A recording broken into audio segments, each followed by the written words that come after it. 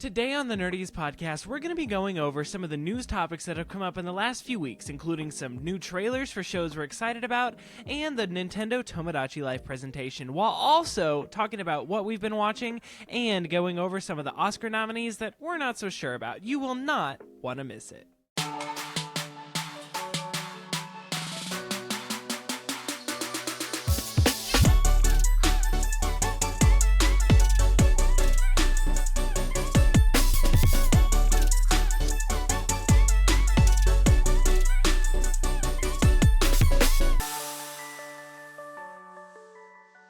Hello and welcome to the Nerdiest Podcast, a show where nerds talk about nerdy things. As always, I'm one of your hosts, Mr. Jackson Glass, and today we're doing kind of a free-flow episode, nothing like super intensely planned, but there was a lot of news topics that we felt like were worth covering that we want to go over on this episode. Also, it's just been a minute. It's kind of the end of January. We're just kind of being casual, recapping our weeks, while also talking about the Oscars 2026 are happening in March, but all of the nominations just came out, so we will be talking about that as well. So hope that you're ready for a more casual episode today. Hope you stick to the end, and yeah, that's that about that. But Mr. Nick, tell me, let's jump right into it. How was your week? What have we missed? Goodness, bro, I'm dying over here. Holy moly. Yeah. Well, as most people who live in the continental United States would know, over here in the eastern part of the country, we got mollywopped with a winter snowstorm. Some people got snow, some people got ice, some people got both. I happen to fall into the category of people who got both, and I did not leave the house for 6 days. Yeah. Which you might think, oh, well, I would love to stay home for 6 days. No, you would not. Because the problem is, it's one thing if you're like, oh, I'm choosing to stay home for 6 days. I'm making a choice that I'm going to stay home. But if I wanted to, run out and get a burger, go on a walk, do something, like, sure. Go to the store. That's great. But you can't if your driveway is frozen solid, all the sidewalks are frozen solid, and it's below freezing. So it wasn't for great. 6 days. But you know what? It could have been worse. I know people who were without power for 4 days. Yeah. And we were blessed enough to not lose power, so we still had heat and, food and all that stuff. So I'm like not going to complain. Like, It sucks. I got stuck at home with heat and air. I had to play games all day. Oh, man. And I got to work from home, so it's not like I had to go without work. Right. So it could have been worse. And I'm blessed that it wasn't, so I'm not really going to sit and complain and be like, oh, my gosh, poor me.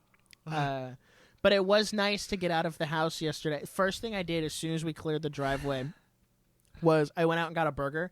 I was like, I haven't had a burger in like 6 days. I need a burger. You have the diet of like an 8-year-old. Like, it really is just like, oh, I need a cheeseburger. Like, I have to, not even a cheeseburger. Which is funny because when I was 8, I did not like cheeseburgers. That's so funny.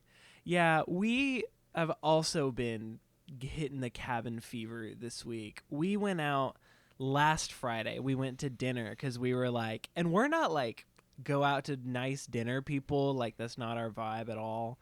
And we were like, no, we're going to a nice dinner because we know we're going to be inside for like a week and a half. Like, it's not going away. So we had a nice dinner Friday, and then it was like Saturday, Sunday. See, snow weekend is always so much fun, especially like because that's when snow weekend feels like snow day did when you were a kid. Because as a kid, you're like, oh, it's snowing. I'm going to go outside. There's no school. And I was homeschooled, so we always had school anyway. But it's like, oh, it's snowing. Let's go outside. Let's do this. Let's watch a movie. Let's do hot cocoa. Let's do that. And then snow weekend is over, and you're like, oh, it's Monday. And we live in a post-COVID society that learned what was essential and what could go online, which means the world doesn't stop. Yeah. So I'm kind of over it now. I've been able to go out just a little bit because the roads are still really rough, because it just keeps like it'll melt a little bit and then freeze again, and it'll melt a little bit and then freeze again. And so it's just kind of like layers of black ice just like keep forming, and I don't know how we're gonna get out of this, dog. Quite frankly, like it's gonna be another week or so before it's all gone, because this is way too much snow, way too much ice, just for like a 2-day melt period. I like, should have it's it's snowing right now as you speak. Oh, awesome! It's a little sunny here, so hoping you lucked out then, huh? So hoping that all of our listeners who have been affected by this snowstorm, hoping that you guys have been warm and safe, and with power. But yeah. So yeah, in the snowstorm, what have you been doing in your snowstorm? Well, as I was stuck at home all weekend. Well, for starters, my fiance has been here the last couple weeks. She came down to visit, so she's been here, which also kind of worked out nice because normally, like, I still have to go into work, so she just kind of stays at home and does stuff while I'm at work. But it was nice. We got a lot of extra time this week because I was able to work from home. But outside of that, because we were stuck at home all weekend, I was finally able to finish Hyrule Warriors Age of Imprisonment. Wonderful. Long time coming. Did not finish it before Final Fantasy got here, but I told myself I'm not playing Final Fantasy until I finish Hyrule Warriors. So I freaking locked in on Saturday and said, we're finishing this game. So I kind of started just speedrunning the story, and I will say, the story is really good. I won't spoil anything because I know it's still a relatively new game. But the story is really good. I think it has one of the better stories out of all of the Hyrule Warriors games, mainly because the first Hyrule Warriors was kind of like this mashup of all the Zelda characters coming together. Like, it was kind of just a crazy crossover one. And then Age of Calamity tried to be what Age of Imprisonment was, but then it had that weird, like, well, we're going to do a timeline split, and then the new champions are going to come back in time with the old ones, and then, like, they're going to actually defeat Ganon instead of all of them dying. And what Age of Imprisonment did really well is, like, if you've played Tears of the Kingdom, you know, oh, this is how the imprisoning war goes. Obviously, it leads into the events of Tears of the Kingdom, and that's kind of how it all plays out. Yeah. But then they gave you these other two characters, the, like, mysterious construct and this little, like, Korok guy named Calamo. And they give you these two characters, and they're kind of framed as the main characters who you follow. So even though you know, like, bad things are going to happen to all of these other characters, these two characters still have their own solidified arc that they go through. And kind of like what I talked about on that episode with Andres Restart, our theories about Calamo ended up being true, which I guess is a spoiler. Sorry, you guys. But if you haven't watched the episode, you wouldn't know. So, and I think it did end really well, and I just think it ties everything up, and it's good, and I think it's a good send-off to this era of Zelda. And I feel like we don't need to, like, there's nowhere else. Nintendo has pretty much covered every different angle you could to milk this version of the Zelda franchise. So I am very much Breath of the Wild era of I am very much ready to move on to the next Zelda thing. And I don't say that because I dislike those games, because, like, Breath of the Wild, Tears of the Kingdom are some of my favorite games of all time. Of course. But when you have two mainline games and two Warriors games, DLC for Breath of the Wild, DLC for Hyrule Warriors Age of Calamity, like, it's time to move on. Right. And I say that also as someone who's hoping for an Ocarina of Time remake this year. Right. But at the same time, like, yes, that's a remake, but also, like, they're going to do something different for the next Zelda. So that was nice to just finish that and have, like, another game finished. So now I can start Final Fantasy whenever I have the time to do that. Outside of that, and also that Switch 2 performance. That's true. Thing. Listen. All I'm saying, I haven't started Final Fantasy yet, but I have heard everyone who has played it, it says it looks great. It looks great, runs great, does everything it's supposed to, and I'm like, good. And it's been sold out everywhere for, like, a week. Dang. And which is so funny because everyone's like, well, nobody likes game key cards. Game key cards are evil. If you lived exclusively on Nintendo Twitter, you would be convinced that the general populace thinks Mario Kart World is bad, the Switch 2 is failing, and everyone hates key cards. Mm-hmm. And let me tell you, as someone who has one foot in Nintendo Twitter and one foot in the real world, none of those things are true. Yeah. So every now and then just go outside and touch grass. Touch grass. So outside of that, me and the fiance have been binging through The Office. We watched all of season 7 last week, which what's crazy is I didn't realize how much they set up in season 7 for the last 2 seasons. Yeah. Because after Michael leaves, they start going through this interview process. And as I was watching it, I was like, oh, there's Robert California. Okay. And then they're like setting up Andy, like, oh, okay. And then Nellie was there, which I was like, I didn't know she came in that early. And then we're at like the very beginning of season 8, and that one like warehouse worker girl who like has a thing with Daryl is there in like the second episode. Yeah. And I was like, whoa. I forgot like how early they set all of this up, and kind of like set the stage for the rest of the show post the rest of the show. And I don't think it's bad. Yeah. But I still don't think The Office really found its footing without Steve Carell. Do you think that, like, upon rewatch, you're giving it more credit now? Or is it still just kind of like, Maybe. I think what also helps is, like, she's never seen it before. Yeah. So I kind of have this, like, I know what's happening, but to see it through a fresh perspective. Yeah. Like, of this new person who's never seen it, is very interesting. And speaking of like fresh perspective, person who's never seen it, tonight we are starting Star Wars because she's never seen Star Wars. Well, no, that's not true. She's seen 4, 5, and 6, but it's been a while, so we're just gonna rewatch all of them. Right. So we're starting with episode 4. We're gonna do 4, 5, 6, 1, 2, 3, and then I think probably Rogue One Solo, and then 7, 8, 9. Yeah. But then there's that part of me that's like, do I want to save 7, 8, and 9 until, like, before Rogue One and Solo? So if she hates those, I'm like, well, at least we have something good to look forward to after. No, you need to give the true Star Wars fan experience of being like, well, maybe there is no hope left. You know?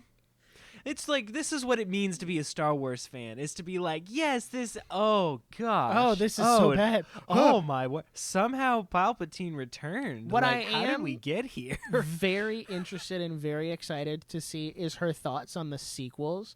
Because, like, I don't know if I've said this just to you or on an episode, but you and I are so ingrained, like, in Star Wars. Like, it's been such a part of our lives for so long. Obviously, we have much stronger thoughts, feelings, and opinions about the sequels. So to hear the thoughts, feelings, and opinions of someone who didn't grow up with Star Wars in the same way we did, I'm interested to see how she feels about it.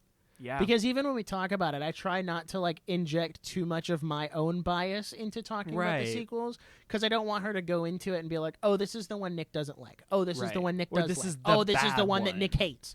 Right. Like, so I'm interested to see. We'll report back. Interesting. That is interesting. As for what else, I started a little Twitter drama this week, which is a side effect of being locked in my home for too long. Long story short, kids, going viral on Twitter is actually not fun. No. Everyone thinks going viral on Twitter is great. Don't do it. And it is when you look at like the number of likes. I just strongly encourage you to hit mute this conversation and not read any of the comments, as tempting as that is, because you will get some of the most vile, insulting, like dehumanizing comments over something that doesn't matter. Yep. Because all I said was insert fantasy anime. Oh, no. Actually, I'll just say it. I said Frieren Beyond Journey's End is better than Mushoku Tensei. That was it. And I got some of the I got so much vitriol from these people. It was insane. I was like, you're insulting me over a fictional TV show. Yeah. It's not real. It's not like I'm saying, yeah, we should do X political thing that's bad instead of X political thing that's good. You know, like things that actually have consequence in the real world. Right. This is anime. These are fictional shows. It's not that deep. Yeah. And then like a couple of my other like Twitter mutuals also had tweets like that left the target audience. So and we all started piggybacking off of each other. So it was like really crazy.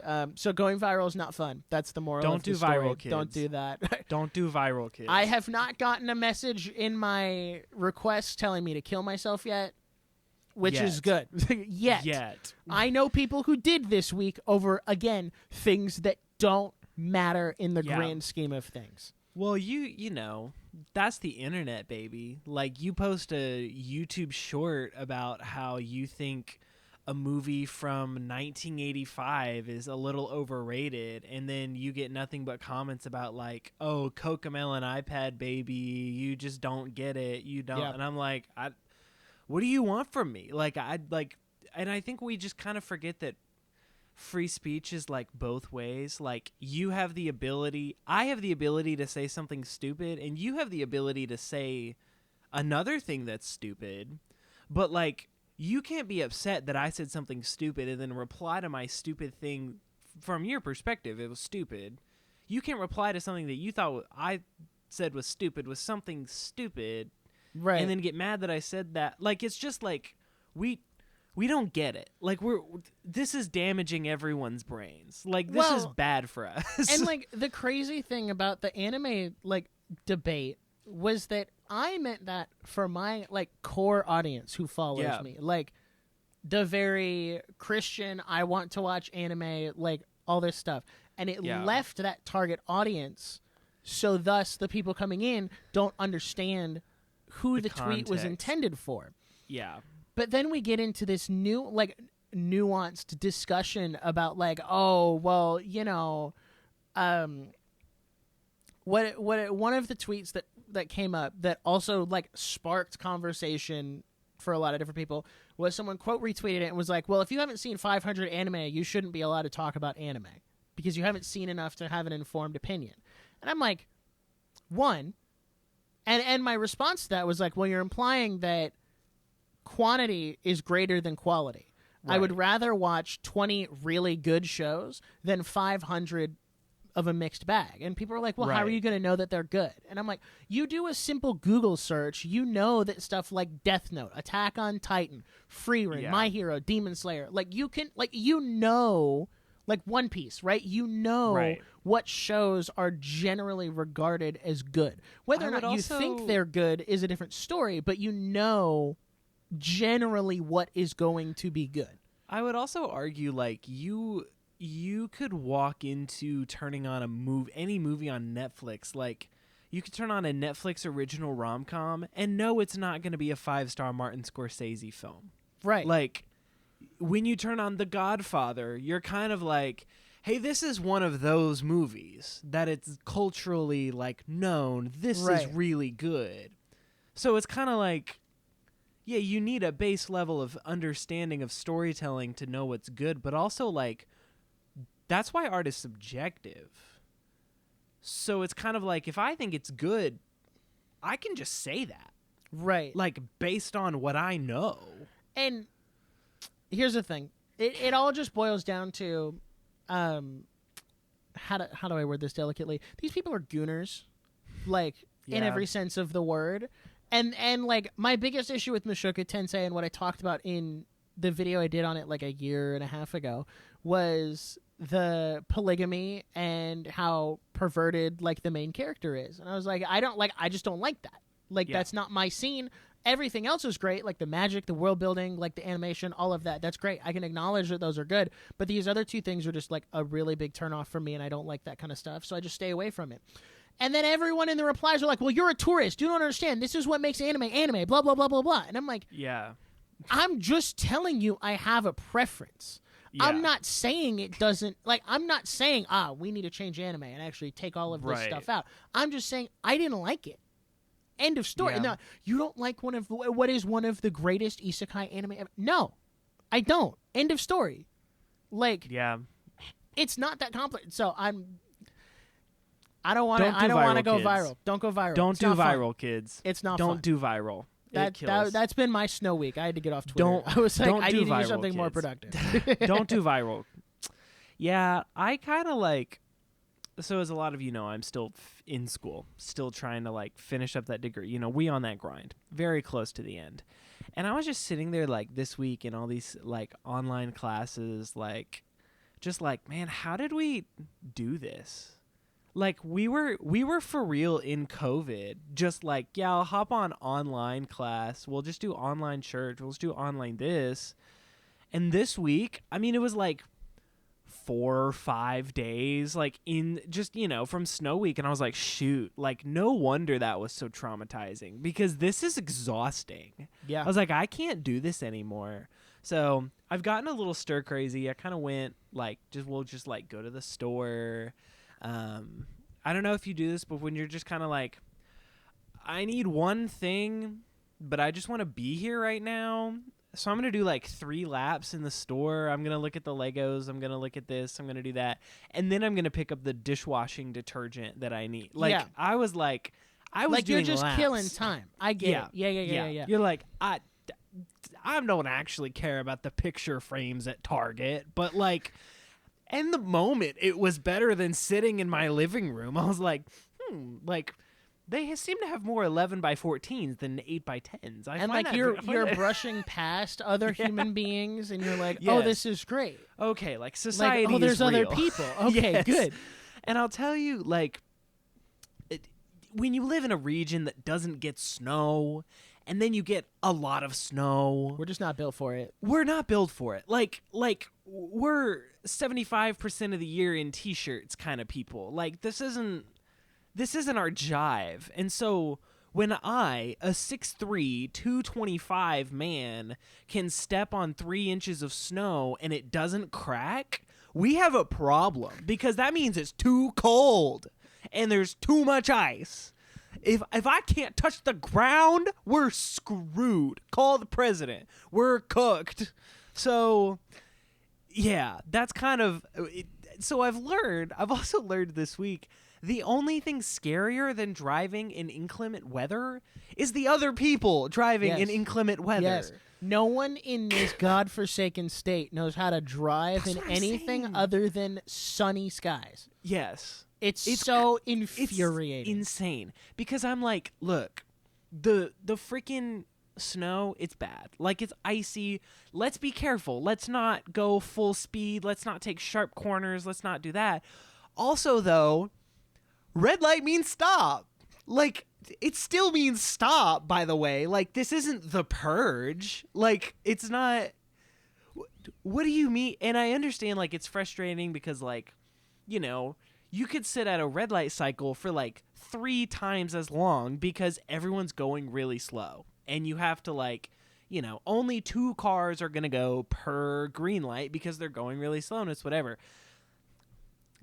A red light does not mean, well, 3 cars are going to go at a time. So even if it's red, if I'm the 3rd car, I could go. That's not how that works. Okay? Like, it's just been like really stressful. So anyway, I had to get that off of my chest, as you know, this is just like, I'm over it. I'm done. I'm not ready for summer, because also keep in mind, I'm the sweatiest person on the planet. Yeah, it's so like I'm not ready for it to be hot out, but I definitely don't want it to be below freezing for the next 7 days. Like, maybe let's find a middle ground where I need a jacket and Fall. not gloves. Like, jacket, no gloves. Upper 60s, low 70s. That's perfect. Like can we just sit even there? Like, if we need to hit like 55, like, oh, I'll bring a jacket, light breeze, it's whatever. But this whole like hat and gloves nonsense that's not me. I just don't wear gloves. It's not. My hands get cold, they get cold. Oh, I'm on that eczema train. I need that. I need those gloves. Yeah, dog. that's fair. I need that lotion. So, yeah, anyway, that's pretty much just been my mental state this whole week. But we've gotten to watch some interesting movies. I think what is, like, you can make fun of me for saying this, but I just feel like it's realistic and hopefully someone relates. Like, me and Amy have all these movies we always say we're going to watch. But by the time after like a long day of work, we come back and cook dinner, we sit down, like when it's time to start a movie, it's like 8:00, 8:30. And so we want to be in bed at a good time. So like there's some really great movies that are just too long to watch on a weekday. And so snow days like this give us good opportunity to like kind of go through the backlog of movies that we wanted to watch. So we did watch Inception this week, which was her first introduction to my number 5 movie of all time. And it's kind of scary to watch movies that are on your top 10 that you haven't seen in a minute, because you're like, what if it's not in the top 10? What if it sucks? You're like, what if I hate it? Because Inception's been in my top 5 since I was like 13 years old. So I was like, man, like, what if it sucks? And I watched it and I was like, this is freaking peak. Like, I cannot even lie. Like, it might go back up to my number 4 spot. Genuinely. It's so freaking good. We also rewatched Puss in Boots, the Last Wish, which is a banger. We were scrolling through Peacock, because sometimes you got to look at obscure streaming services when you can't pick a movie. And we were like, oh, Puss in Boots, that's a great movie. And I was like, awesome, yeah, let's watch that. And then I turned off Peacock, turned on my Xbox, and pulled out my DVD of that exact movie. Good. And she was like, why are you like, it was pulled up right there. Like, you're adding like 5 minutes to start this movie. And I was like, yeah, I am. Listen, man. It's worth it. I've been getting my attraction out of these Office DVDs that have been sitting on my shelf because we don't have Peacock. So I was like, all right, I got you. I got a DVD player in my room. We're going to put the discs in. Mm-hmm. Do I have to keep switching the DVDs every like 5 or 6 episodes? Yeah. Yeah. Yeah. But it's cheaper than Peacock. It is. It is. And it's yours forever. And it's mine forever. And here's the thing. Here's something about me.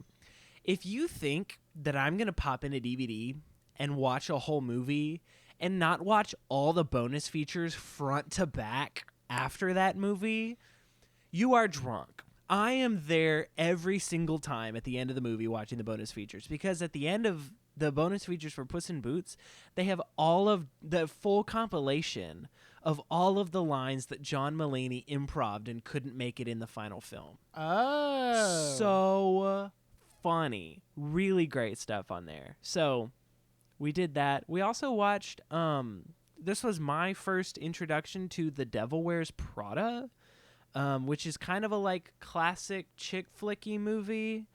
But they're doing a sequel. Keep in mind, the sequel's coming out 20 years after the original. I love it when they do sequels 20 years later.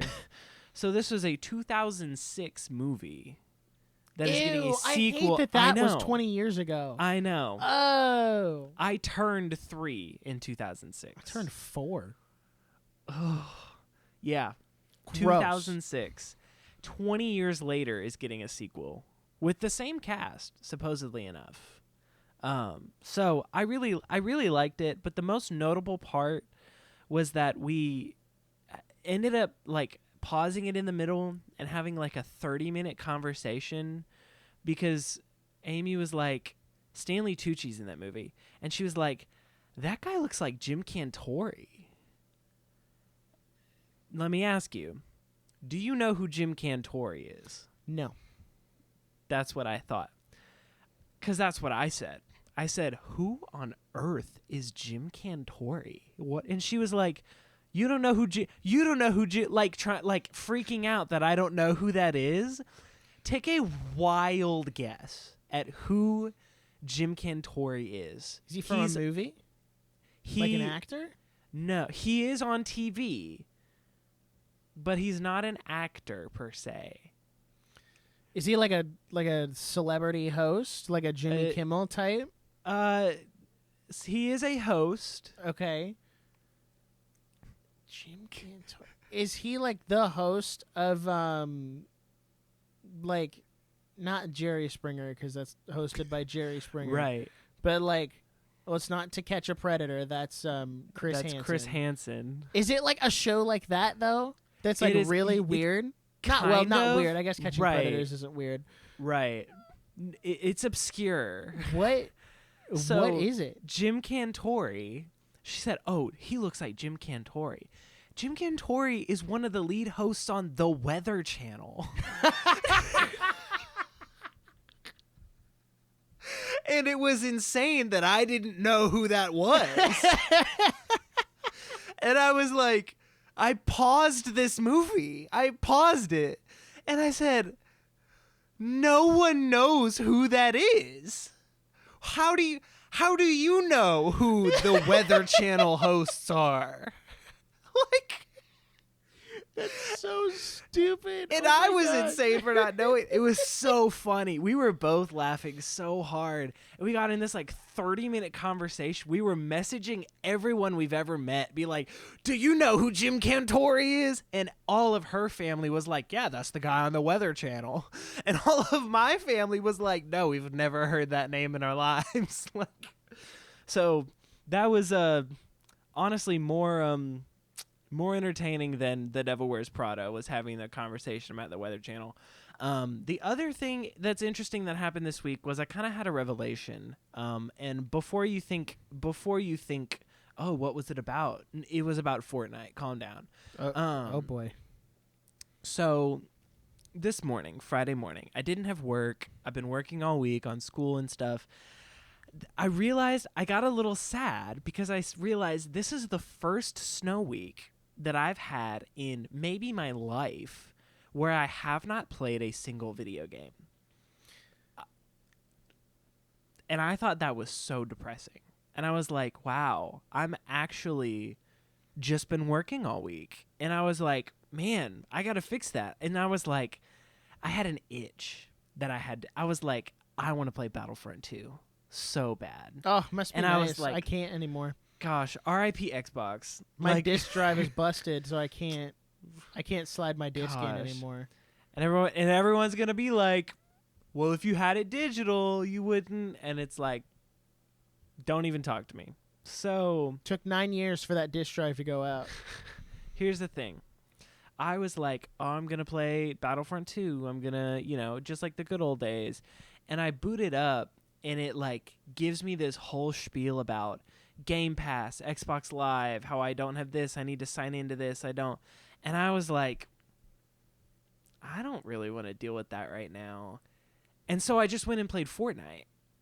And I kind of like had this aha moment of like, I don't necessarily think Fortnite is so popular for a lot of other reasons other than its sheer accessibility. It's free. It's free. Because it's a free-to-play game. You don't need the online to play it. Right. It's a free-to-play game. Online is free on any platform imaginable. You could probably play Fortnite on a digital pregnancy test if you wanted. Like, it is on every single freaking platform. So, like, it was so easy to just boot it up and hop in a game. I never got... like, you need Xbox Live, you need this account signed into this, you need the Game Pass thing, you need this. And I was like, shoot, I could hop on Fortnite and be in a game in 5 minutes. Which, as much as I'm not a PC bro, I think most PC bros are kind of obnoxious about it. Right. I will give them credit. I think PC has a better handle on the online. It does. And it really honestly, does. like when you see those posts that are like, what's a scam that's become normalized? It's like paying for online. Yes. Like, I'm already paying my internet bill, and I understand it's like, oh, well, you're paying them so that they can like keep the servers online and like all this stuff. And I'm like, I get that. But then explain to me why Xbox Live needs to cost me an arm and a leg, but Switch Online can be $20 a year. Right. Like, now, even like $20 a year is kind of like, hey, just help us keep the lights on. Like, right, that is like $20 a so... year doesn't feel egregious, especially No. now when you're getting your online play, the backlog of Nintendo Switch Online, which has all kinds of stuff, which now has Virtual Boy games or will have Virtual Boy games. some of which were never previously released, so that's huge for game preservation. That's a big deal. The Nintendo Music app, which I wish they would just put it there. And then all of your, save data, which I also don't think should be behind a paywall, but that's neither here nor there. So think about all of that for like $20 a month. Or $20 a year. And then if you want to get the family plan, it's like $80. But like I split it with like 4 people, and it's $20 a year. Yeah. And we all get the expansion pass. You get like the Mario Kart 8 DLC, some of the Animal Crossing DLC. Like there's stuff they put in there. Like I get the upgrade pack for Breath of the Wild and Tears of the Kingdom for Switch 2, completely free.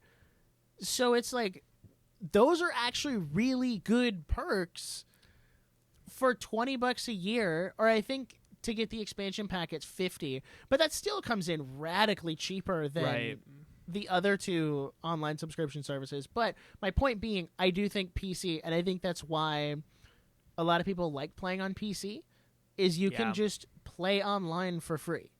Like, you buy the game, you've already got your PC, just play the game. So, like, I understand it, and I do think that is part of the appeal of Fortnite.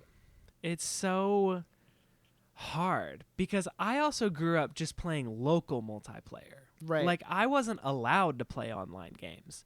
And so when we first got to play like the original Star Wars Battlefront was the first game I got to play online. And so I was like, this is insane. Like, this doesn't feel real. And it was like, this is ridiculous. And you're like, oh, because I grew up playing Minecraft and Wii games where it was like, hey, everyone come over to my house so we can play freaking Rock Band together. Like, there was no online conversation happening. Now, there was like Call of Duty and Halo and all those games happening in the background, but that was like, online gaming has always had like a college young adult audience. Right. And so Fortnite almost like opened this new demographic of like, that younger demographic for online, which is freaking terrifying. I hate that we, can market to 12-year-olds telling them to go online and play Roblox, but it's also like Fortnite reaches such a wide demographic because it's like my freaking, 16-year-old brother and his like friends all play Fortnite, and then my 25-year-old coworkers and their friends play Fortnite. Like, it's so wide because honestly, like, it's just kind of a framework. Like, Fortnite is just kind of like quirky gun game.mp4. Like, it's not really, which is funny, Fortnite. Because if any game felt the need or the justification to ask you to pay for it, it would be Fortnite. Yeah. But then you think about like COD, Battlefield, Battlefront 2, all of these other games that are online, Minecraft, right? You have to pay $60, $70 to get in. Not Minecraft that much, but like you have to pay to get in, and then you also have to pay the online, which is ridiculous. It's ridiculous. And now I can't, like, the Minecraft conversation is so potent because I'm just like, what do you mean I need a realm? Like, as a Java player, I'm like, hey, I just want to play with my family. We live 10 minutes apart, but we can't like just LAN to each other. Right. But like, so now I have to pay $8 a month for a realm just so that we can play multiplayer, but I could just hop on Bedrock and like do it for free. That way? Yeah.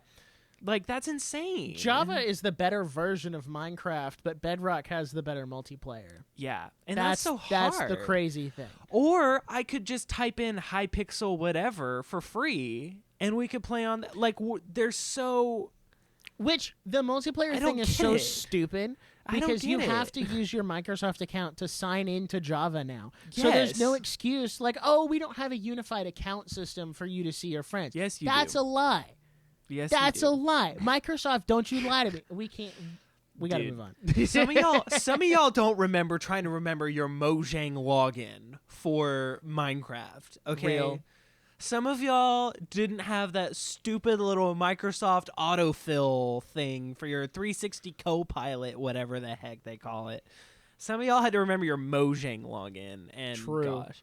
some of y'all weren't there on April 1st when they would do a prank every year, and then it would like brick your server because it was so cracked. You weren't there. You wouldn't last an hour in the asylum that they raised me. All right. I gotta move on. Oh. All right, news time. But before we do that... Wiki what? News time.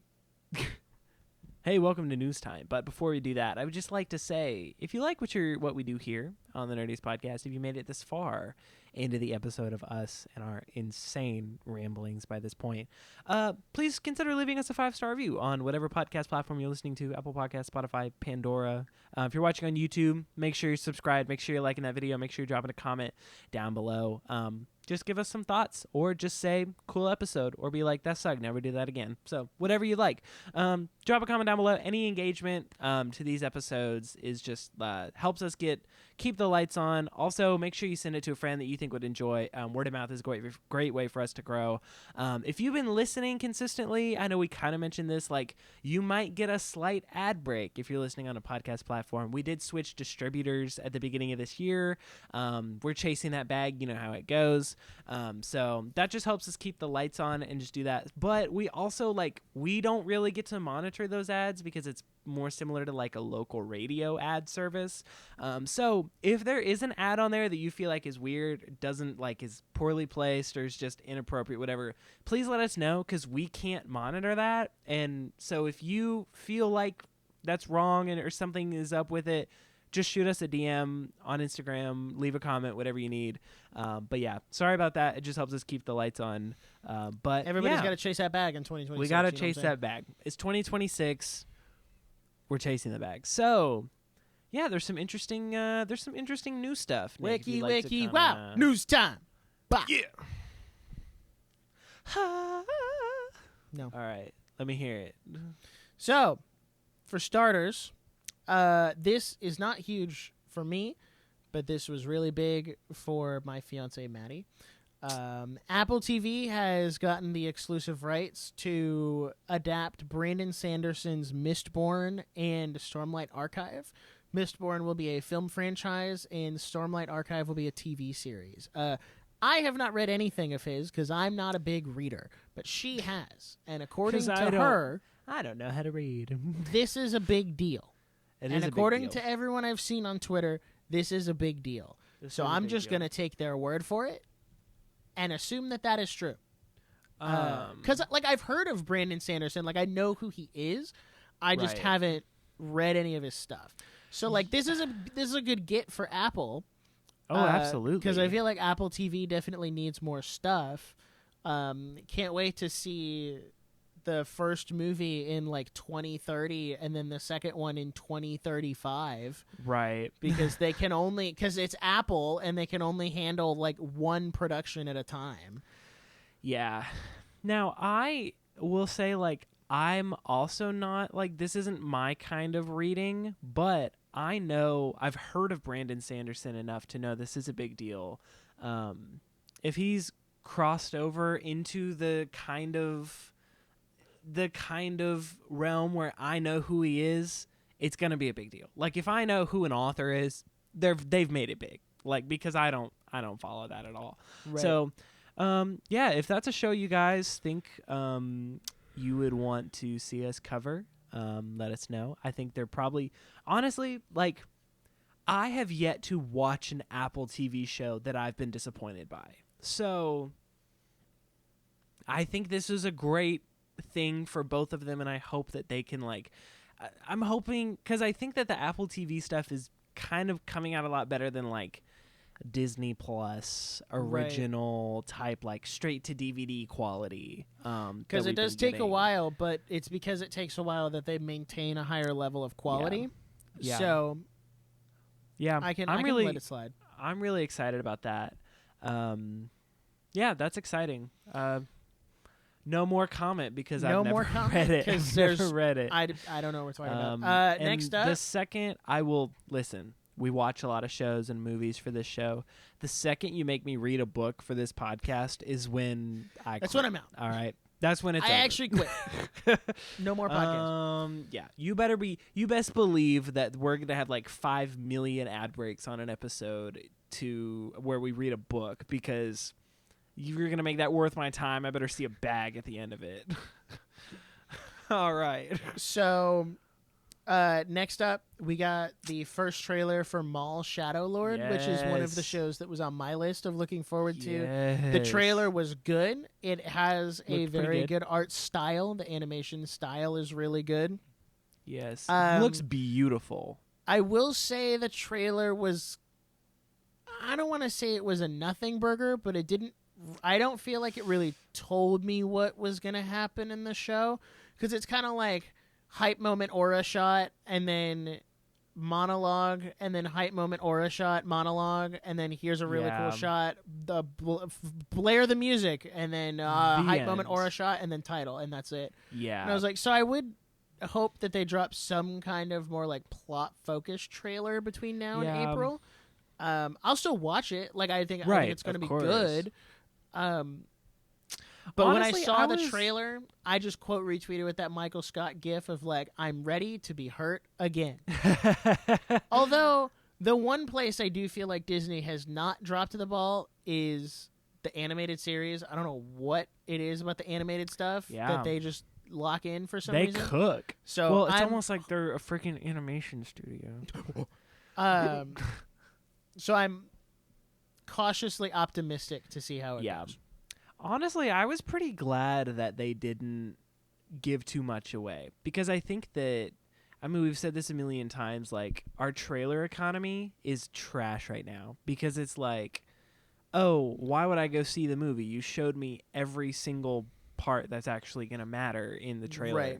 Right. So I think this was maybe their way of, and so, because a trailer that doesn't give much away is in one of two camps. It's either, hey, we're trying to be mysterious so that we don't give away the plot and it's going to be really cool, or it's like nothing happens in the show so we can't show you anything. We have nothing to show you. There's nothing to show. So I'm really hoping that this is I'm really hoping that that's good. My question is, cuz I'm sure you want to cover it this year, is this one of those like you need to see the Clone Wars to get it kind of shows? So because I know I'm Amy not would watch sure. it. I might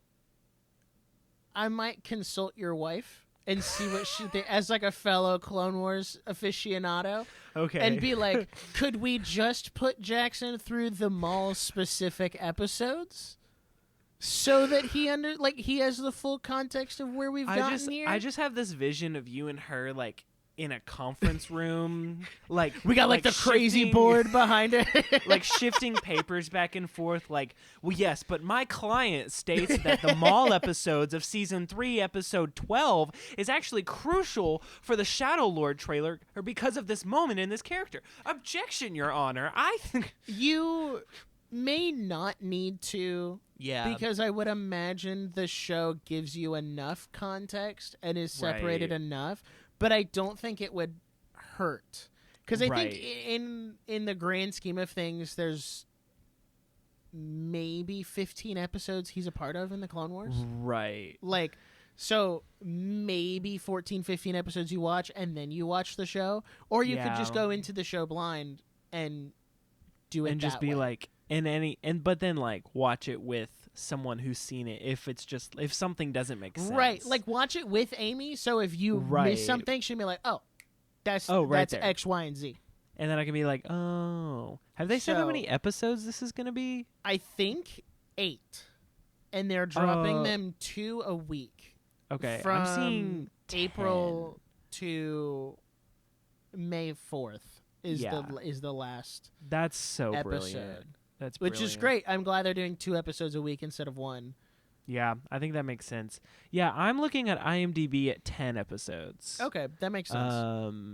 Yeah, starting April 6th, ending May 4th. I feel like that's a pretty good release window. Do we have an episode It's Maul after month. that? That's a great question. Don't call it Maul month. No, we're not. It's Maul month. Nope, we're not doing that. April is Maul month. Hey, we do have an episode after that, actually. Yikes! It That's ends on dangerous. May 4th, Do we have an and we episode have an on episode on the 11th. Oh, And you'll be out of college. I will be out of college. All I'm saying. There's a vision here. We said There is we a wanted to vision. cover more stuff that's new Right. this year. Also, weekly release is pretty, like, it's pretty easy to follow. It's pretty That's what easily sucks. sustainable. Like, and I'll just spoil what we're some inside baseball. Like, we want to watch Wonder Man, because it's actually getting great reviews. That's the new Marvel show, but also it's like, and it's only 8 episodes. It's like 4 hours total. But I'm like, if it was weekly, I could have kept up with it. I would have watched it weekly. But now I Right. have to like awkwardly try to watch it all so I could be relevant in the conversation. right. So, anyway, also an interesting point that I put on here is that we got a new trailer for the new Muppet Show coming Is to it Disney good? Plus. It looks interesting. It depends on what you mean by good. So, essentially, the Muppet Show, like that's what we're rebooting, and it is being rebooted by Seth Rogen, Oh. Maya Rudolph, and Sabrina Carpenter. Those are 3 names that I would not normally associate with the Muppets. Yes. But also, once you think about Seth Rogen did the TMNT movie for Nickelodeon, I guess that's true. so he's been in that sphere. Maya Rudolph was in the Lego Movie 2, so it's not that. And was she in Despicable Me? She's been in like those like kid voice acting roles before. And Sabrina Carpenter started on Disney Channel. And hold on, I'm not done. She started on Disney Channel. Do I condone anything she has done even on Disney Channel? No. I don't I was like going her to at say, all. she started on Disney Channel, but she's definitely not. No, She's not made a brand full safe. 180. Yeah, not brand Which is- safe. Which is why I'm so confused. Like, Disney, to me, feels like they don't know what to do with the Muppets, but they need to do something so that they don't Yeah. slip into obscurity. Which is why I'm Right. like so confused. Like, why are they putting the Muppets on Rock and Roller Coaster? Like, Right. that does not feel like those two things fit together. Well, it was interesting because this week, Tom Hamilton, Tom Hamilton, who's the bassist for Aerosmith, like he was at Disney World and rode Rock and Roller Coaster like for the last time, and it was just like, wow, that's crazy. And I'm like, why are we even changing this? Like, Right, what's the, like that's an unnecessary change. But also, like, Aerosmith's technically retired now, but they're still releasing new music under the Aerosmith name. But you could put a different band in there. Like, you Right. could put the Beatles in there, or you could put a Right. more, like, But also, modern like- band, like Imagine Dragons or something. You know Oh, what I mean? no, that maybe would not get Imagine so Dragons, much but, like, But that's the other thing is we don't have bands anymore. Like, it's just artists now. But I would also argue, like, they closed 3D Vision. So I feel like they were like, we want to keep the Muppets in, but we don't want to do 3D Vision. don't even get me started. I'm not going down that rabbit hole again of how that's such a bad, like, use of the land. Like, yeah. But also think about how Rock and Roller Coaster comes out right at, like, Rizzo's Pizza and that Muppets gift shop that's been closed for a decade. Like, it's in the space, though. Well, no. Rock and Roller Coaster is next to Tower of Terror. On that side of the park. Muppet Vision comes out by the Rizzo's Pizza and all of that, and they're gutting Yeah. all of that for Monsters Inc. land. That's why I'm saying it's such a bad use of the land, because yes. Disney has all of this land in Florida, but you're Yeah. somehow going to justify to me that the best, most important place that we could have ever put that Monsters Inc. land was in Muppet Vision. Ain't Yeah. no way. Yeah. Ain't no way. I don't know. I feel like as an see, here's the thing. Like, I grew up on Aerosmith. Like, my mom loves Aerosmith. But so, like, I love Rock and Roller Coaster, but I'm also like, like, Aerosmith is technically retired, and it's slow. Like, I understand if they as a brand are like, hey, this isn't necessarily like relevant anymore. But it's also like, even just tying it back to what we're even talking about, like, we don't want to make another Muppets movie. Right. Because, the Jason Segel one is phenomenal. Like, from 2011, just, 10 out of 10. I feel like everyone loves that movie.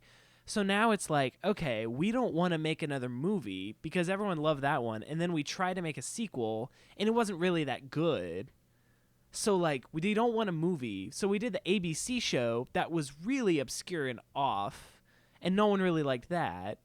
So we're doing the Muppet Show again. But it seems kind of like, have the Muppets really always been, the edgy brand for Disney? I don't feel like they have. No. I feel like they've been marketed in a modern sense as the edgy Disney thing. And I don't feel like that was very, original to Jim Henson's characters. No. Whatever they're doing now is kind of like Star Wars, where it's like, we bought this thing, so now we're going to do whatever we want with it. Yeah. And I know Jim Henson has passed away, so it's not like he can have any voice, and which is unfortunate. But also, there's something to say about, you could do better. Right. What's the original vision? Right. Yeah. So anyway, I'm going to be watching that. Maybe if we don't do an episode about it, I might do a YouTube video about it. But yeah, also crazy news, Tomodachi Life Direct for the Nintendo fans. All right, chat, let me lock in here for a second. So, I don't know if anybody remembers, 2 episodes ago, I said that Tomodachi Life is going to accidentally be the most controversial game of 2026, at least in terms of coming from Nintendo. Yeah. Because Nintendo had previously promised that they would add same-sex relationships into any future installments of Tomodachi Life. And everyone thought, well, that was 10 years ago. So maybe they've reversed course, given where the culture is at. Maybe they're not going to do that. And what I said was, if they put it in the game, one of the other side's going to be mad. If they don't put it in the game, this side's going to be mad. It's so kind of you can't win for losing. Right. So then they announced this week that they were doing a full 20-minute Tomodachi Life Direct. I was seated 8 a.m. Thursday morning. All right? I was there. Now, granted, I was working, but I had it in my ear, and I was listening. And before I even touch on any of that, because I know that's what has dominated the conversation around Tomodachi Life, right. I just want to say, that outstanding, this looks like an incredible game. They have given you so much customization with the Miis. You can draw on their faces now. Yeah. You can give their hair colors accents. There's so many different hairstyles. There's so many different things you can do. The clothing now, you can buy them separately and mix and match, which is something you couldn't do in the previous game. It was one outfit, but now you can be like, oh, I want to put this shirt with these pants with these shoes and this hat. So they've added all this customization. There's a whole shop where you can customize wraps for the houses. You can make your houses look one way. You can put all of your you can make tiles on the ground look one way. Think about the level of customization that Animal Crossing has and put that into Tomodachi Life, because that's basically what they've done. And there's a really good shot at the end of the trailer where they talk about, because when you first start the direct, the island looks really small. And for anyone who played on 3DS, in order to add more Miis, they all went in this apartment complex that just kept getting higher, and you capped out at 100. So the island itself never needed to expand. But this one's a little more open. It feels more like The Sims, where you kind of just drop the Miis in, and you can kind of float around and see oh, these 2 people are hanging out over here. This guy's hanging out over here, so let me pick him up, move him over here with these people. It's a lot more open and a lot more free, so you can actually see what your Miis are doing and don't have to go to their apartment to see what they're doing, or, oh, there's somebody randomly at the fountain. And because of that, the island felt really small at the beginning, but then they show you how massive you can actually make the island. And you can make it huge, and then you can have all these different Miis move in together, even if they're not married, which is something that they changed, which is cool. You can do a group house of all 8 of these people, which is another way to get kind of like consolidate and get more Miis per like square footage, I guess. Yeah. I'm looking at this trailer now, and it kind of looks... I mean, this is going to be one of those like couple 100 hours playtime games. Like, you can draw in and add your own like pets and stuff. Jeez. So like there's all like it's just such a big expansive game, and it looks incredible. Yeah. I'm a little disappointed there's no like Switch 2 dedicated version that has like mouse mode, better graphics, but whatever. Like it still runs on Switch 2. It's going to be fine. Overall, I was genuinely impressed with the Direct because they hadn't said anything about it for so long. I was like, okay, how are you going to do this? Like, what are we looking? Because like the original trailer was like so bare bones. It was so nothing. And then they come out with this 20-minute Direct. And to start, I was like, what are you doing? Like, what are you doing with this game that you need a 20-minute Direct? Like, Mario Kart World didn't even get a 20-minute Direct. Right. Like, that's insane to me.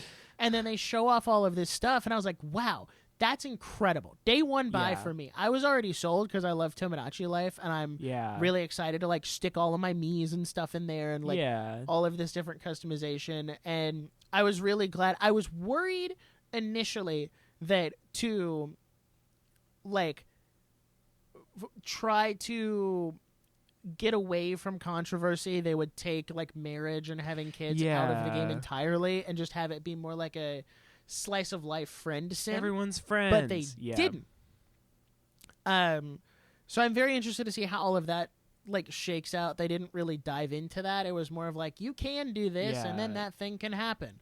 But also like Nintendo doesn't care. Like they're so interested in making, like, you look at the details of this game and how many features they spent working on it.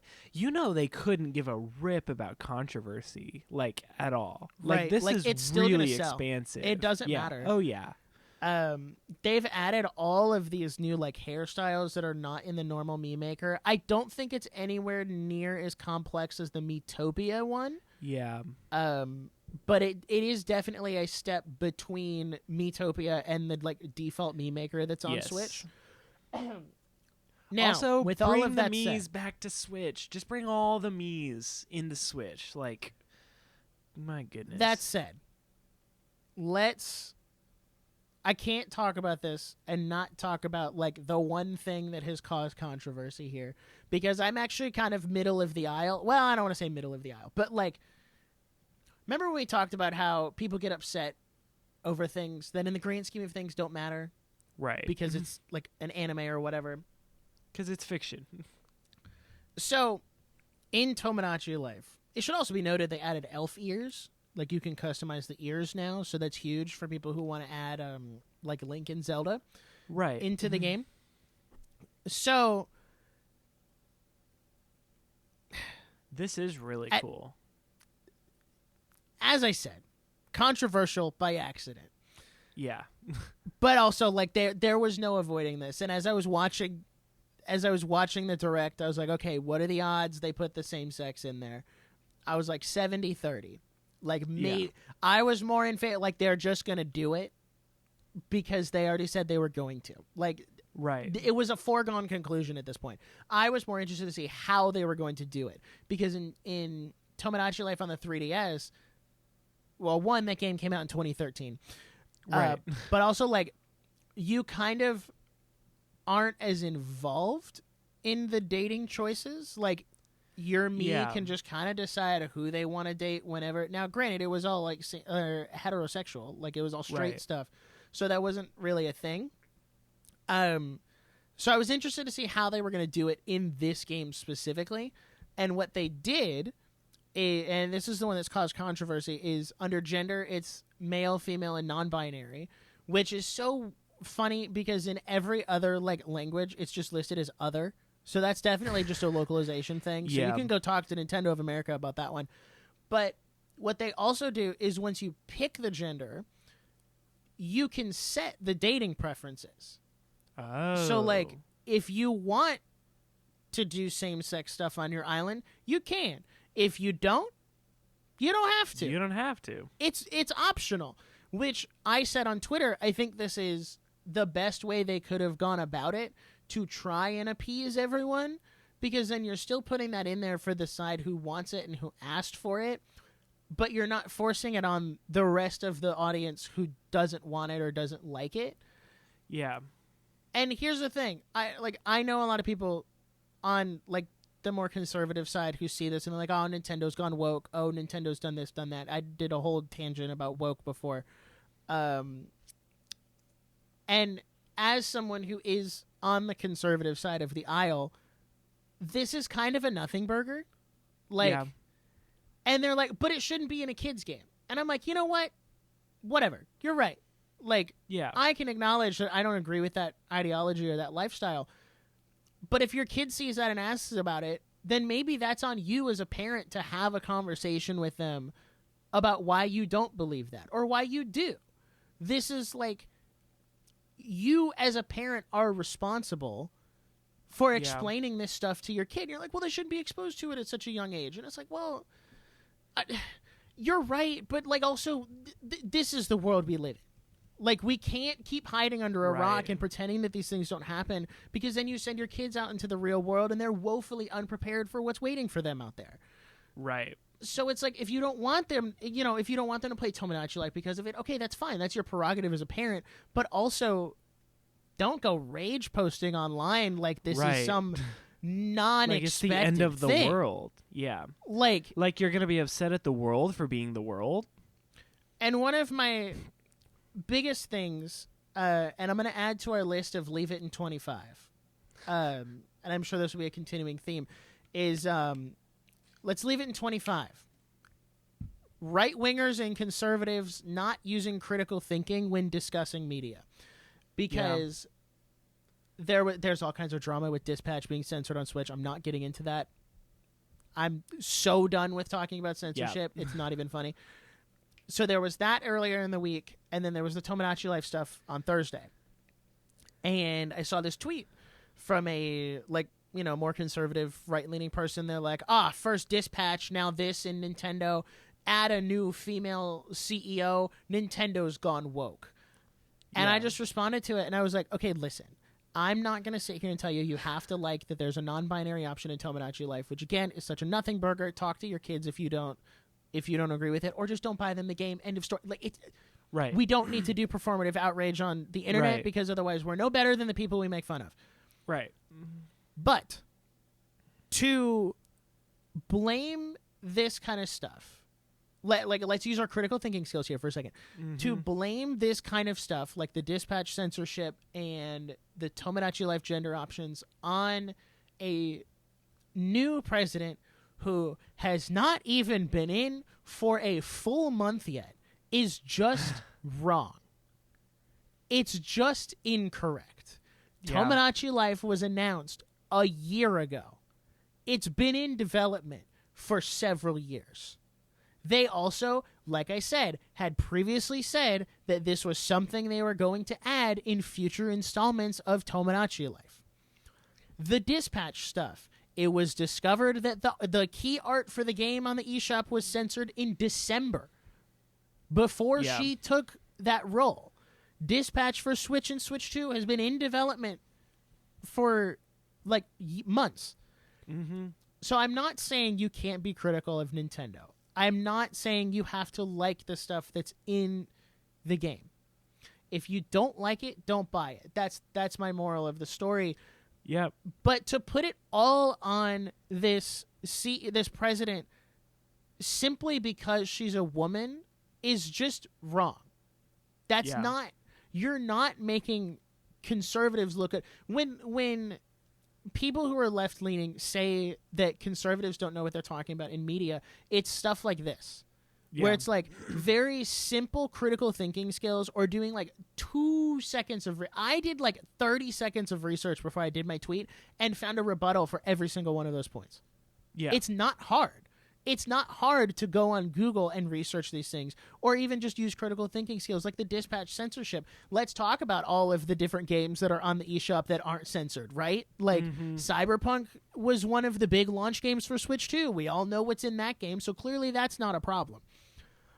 I really want and desperately need conservatives to start using their critical thinking skills when talking about media. Otherwise, this is why you lose the culture war.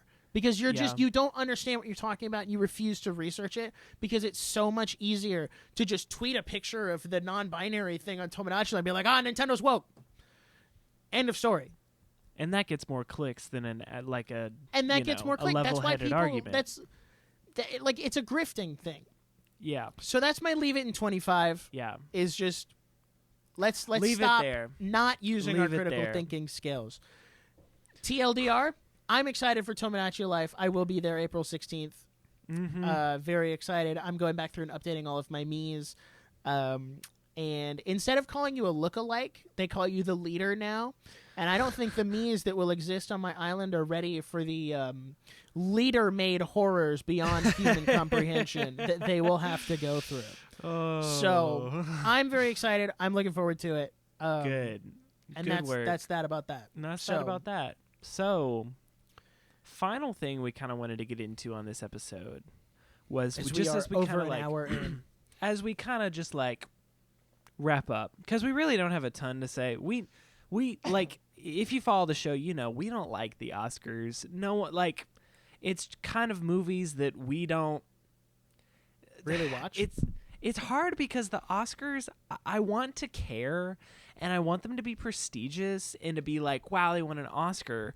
But every single year, I'm just more and more disappointed by the actions that they take to be like, well, there's just so many under the table plays that I just can't get behind. And also every single movie that's nominated is this R-rated, demonic, crazy. I don't want to sound insane. I don't want to sound like this conspiracy theorist, crunchy mom that's you can't watch this. But so many of these movies just don't appeal to me. If they appeal to you, that's fine. I'm not saying that not all of them are terrible, but they're just not my speed. And that's kind of what this show was for. We created the Nerdiest podcast to be this place where you could just like what you like and kind of get away from the film bro culture that the internet is so prone to. So, that being said, we don't have a ton to say about the Oscars, but I think there's some interesting points to be brought up in some of the categories we care about. So, I'll just go from top down. Actor in a leading role, Timothée Chalamet, Leonardo DiCaprio, Ethan Hawke, Michael B. Jordan, and then Wagner Moura. Never heard of that person or the movie it's in. That's the thing. Where are these movies playing? I haven't heard of half of these movies. Who are you? Who are you? But TBH, I hope Michael B. Jordan gets it because I think that, Timothée Chalamet, Marty Supreme, that was kind of the big movie of at the end of last year. The marketing was great, but I feel like what Michael B. Jordan did in Sinners, just on a technical level, is out of this world. Keep in mind, he played two characters in that movie that were pretty much always on screen together the whole time. Pulled a good old Liv and Maddie type. Oh, that's a crazy reference to pull when talking about Sinners. Oh, so it's like Liv and Maddie. So it's that's so it's how Liv and Maddie, right? That's how you get shot, talking to a film bro. I was been shot both 47 times. Oh, so Liv and Maddie. I hope Michael B. Jordan gets it. Just because I think that was genuinely super impressive. I think if someone else was gonna get it, based on what I know, I may be wrong. I think it's going to Timothée Chalamet. Just because of the buzz, just because of the hype. Marty Supreme was the Oscar movie. It was meant for Oscars. Supporting role, based on what I've heard, is probably going to go to Sean Penn for One Battle After Another. So I have not seen that movie, so I'm going to move on.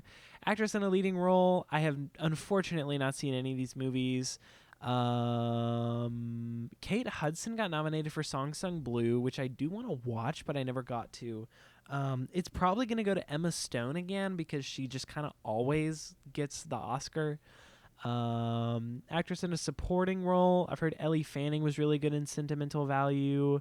I do hope that Amy Madijing, or however you say her name, wins for Weapons.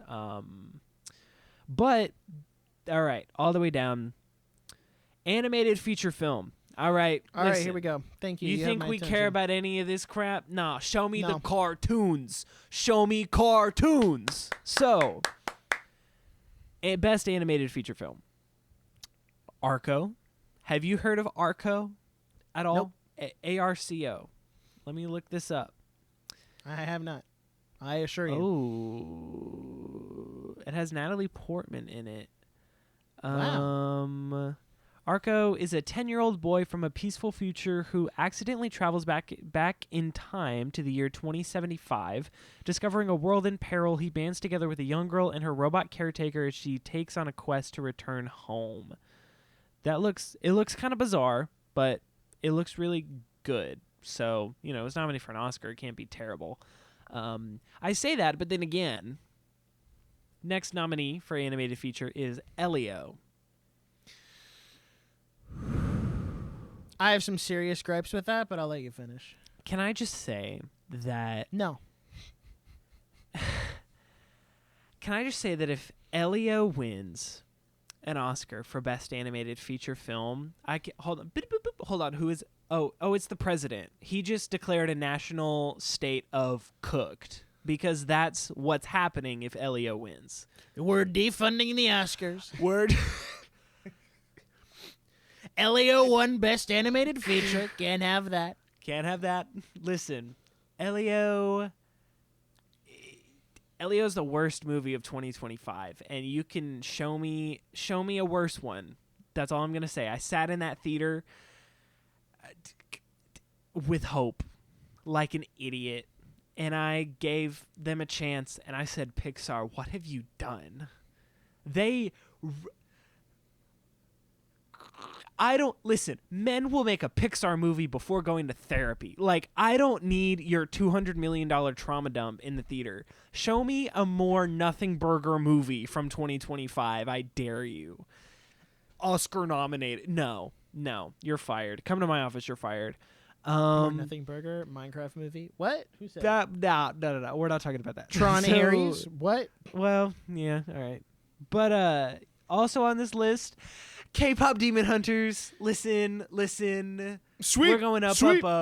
K-pop sweep. This is clinically insane. I know. We will never stop glazing this movie, but it's so freaking good. And I just think that if it wins the Oscar, I've always described this movie as the hardest movie to sell to your parents based on the title alone.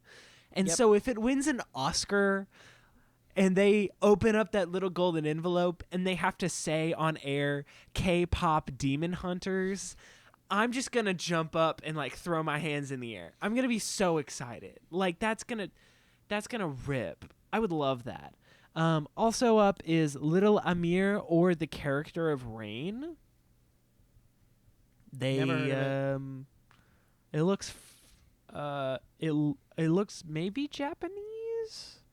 I thought it was originally French, but it has really, really good reviews. I would hope so if it's Oscar nominated. Could you imagine if they just put a really bad movie? They did. did. It's called Elio. Ba-bum-ka. Oh man. This is the kind of hot commentary you get on the Nerdiest podcast an hour and a half in. Also up there, Zootopia 2. Here's the thing, y'all. Zootopia 2, so freaking good.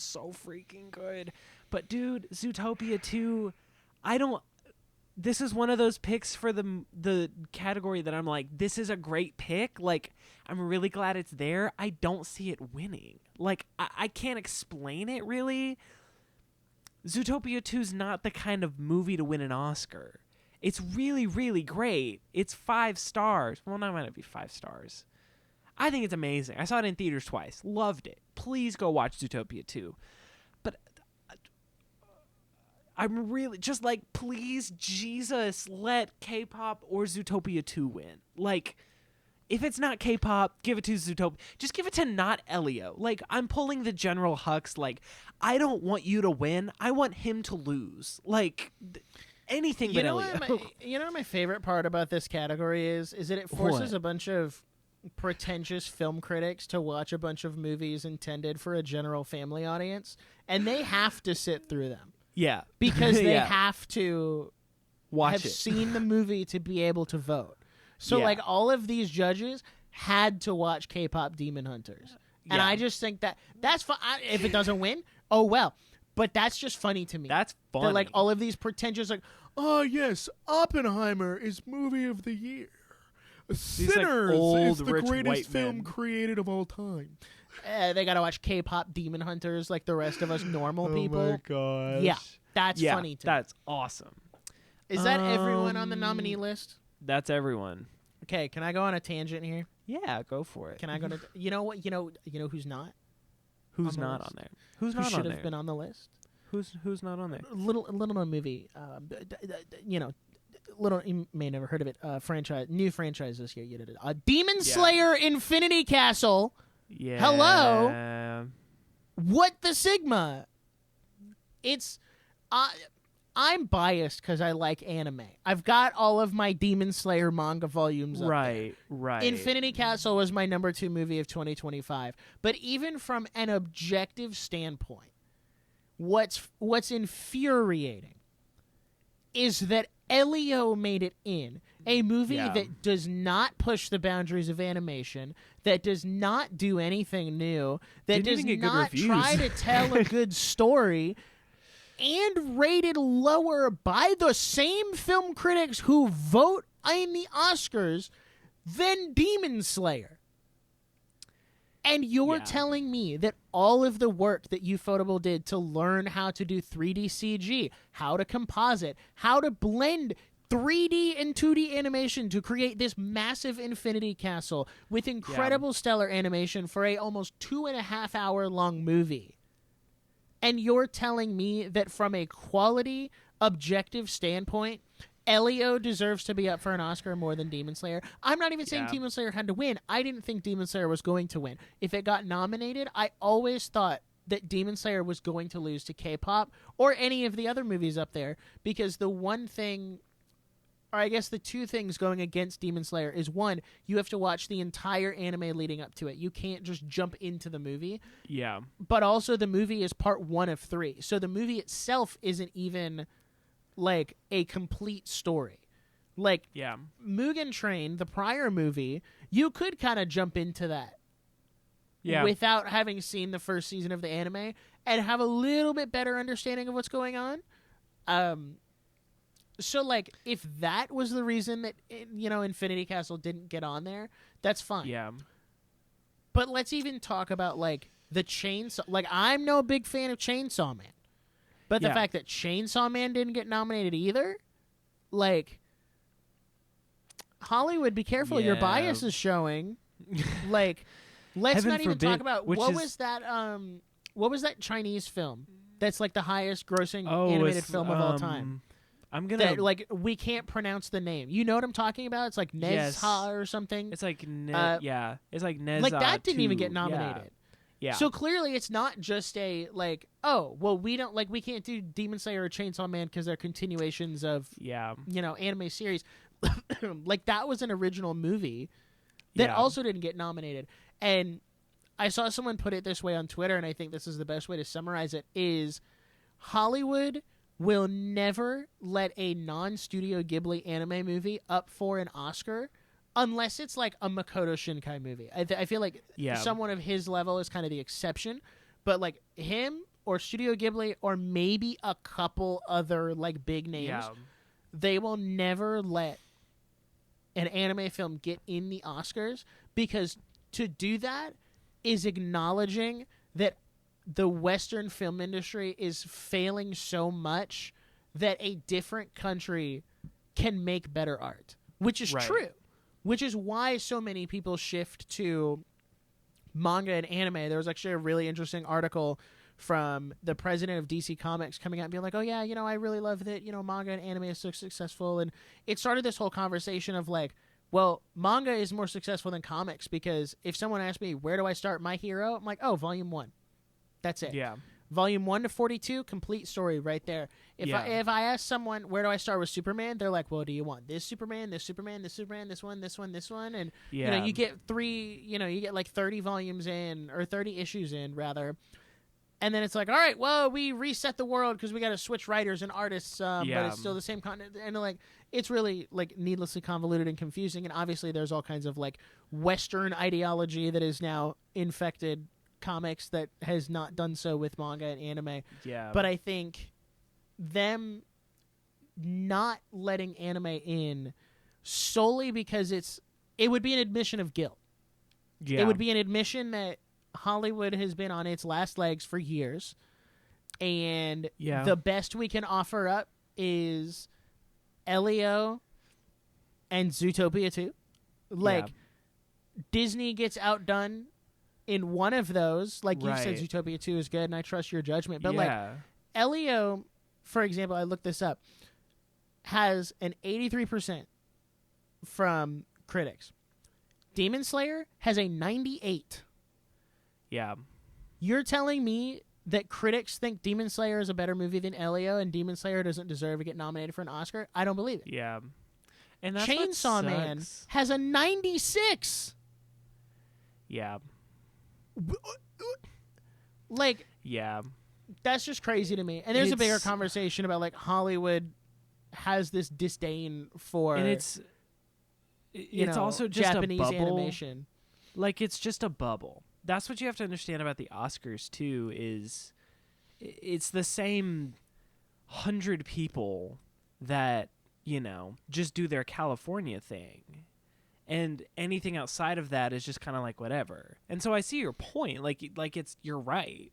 It's like, how is that one of the biggest movies of the year, and it doesn't even touch what just an absolute train wreck that was Elio, but also like, it's just kind of like there's all these arbitrary things that like have to meet to be like qualify for an Oscar. And like Frankenstein, got nominated for an Oscar, and it played in like 3 theaters across America. Like, but it like played in the right theaters in the right locations for the right amount of time, and Netflix intentionally put it in those theaters for that time period so that it could be up for an Oscar. Because streaming movies don't really get to do that, but then K-pop isn't. So this is kind of like a weird, like, what counts? Like, why? Like, what qualifies for an Oscar? Right. And we've just been lost for the last, like, 10 years, 20 years, like, however long, of, like, what does this actually mean? Like, what does it mean to win an Oscar? What does it mean to be nominated? Right. Because we seem to kind of lost the sauce. Like, why? Well, So this same issue with the Oscars happens now with the Game Awards. Like, you look at the Game Award, the best example I can remember of this is back in 2022, Xenoblade 3 was up for a bunch of awards. It was like Best RPG, Game of the Year, Best Soundtrack, all this stuff. I think it took Best RPG, and that's it. Yeah. And, 2022 was kind of stacked when it came to Game of the Year, but also, like, the fact that Xenoblade didn't win Best Soundtrack when they made 160 tracks for that game and created an entirely new type of flute to record music for that game. All of the time and effort and work put into that, and you're telling me the God of War Ragnarok soundtrack is better? Yeah. And it all It's comes down so to, hard. like, the people who judge the Game Awards, they've never played Xenoblade. Yeah. They watched an overview trailer so that they kind of understood what they were looking at, because, that's just not their type of game. And I think the Oscars has done good work in the past couple of years, which, you kind of wonder, like, why was this not allowed before? But it was like, if you're going to vote, you have to watch every film in that category to vote in that category. Otherwise, you don't get a voice. And I'm like, I'm sorry, that wasn't a rule. That wasn't already established? Like, I'm glad that's a rule now, but it wasn't before? Like, what? Well, I'll never forget. I'm trying to remember if it was Toy Story 3. It was a movie like that where one of the members of the Academy was like, after, and I don't remember if it won or lost or the context, but they essentially said after, like, oh, I voted for that one because my grandkids said that it was pretty good. And I remember that was such an uproar because it was like, well, this is a joke. Like, you haven't seen this movie. That's why I can say, like, I'm like, I don't know. I feel like Michael B. Jordan deserves this based on his technical ability in the film that I saw. But I didn't get to go see Marty Supreme. So, like, maybe Timothée Chalamet did a better job. I don't know. And so I'm not going to be, like, pissed about my uneducated opinion. And that's why I never, like, predict the Oscars. Because I'm like, I don't know. I really don't know or kind of care. So we'll see what happens. But I don't know. I might watch this year. Just 2 more years. Is it 2 or 3 more years until it's on YouTube? 2028, I think they're going exclusively streaming on YouTube, which I'm like, that's an insane decision. Proving that 2 more years. Well, also think about, like, your primary audience of people that care about film is now on YouTube and they don't really have cable. So how are they supposed to watch this big award show? You know, it's always like of cable. I was listening to a prior episode today. Oh gosh. And I made a bold prediction way back in like 2021. Oh no. That cable TV was going to be completely irrelevant and eradicated by 2025, which is not true. Not Thankfully true at all, so, no. because I'm employed at a cable TV station. So I'm like, past that me was trying to put future me out of work. That was close. But I just thought that was interesting. I was like, cable will be gone in 4 years. Yeah. I'm like, okay, maybe another 4 years. Also in Maybe by 2021, 2030. like, streaming was like the thing. Like, we were it was so the hit new in thing. on the We streaming didn't think thing. streaming was going to crash or hit a brick Right. wall. Little did we or know. destroy everything we loved. But yeah, also true. yeah, unless you have anything else to add, I think that's the end of the episode. No, I think I'm good.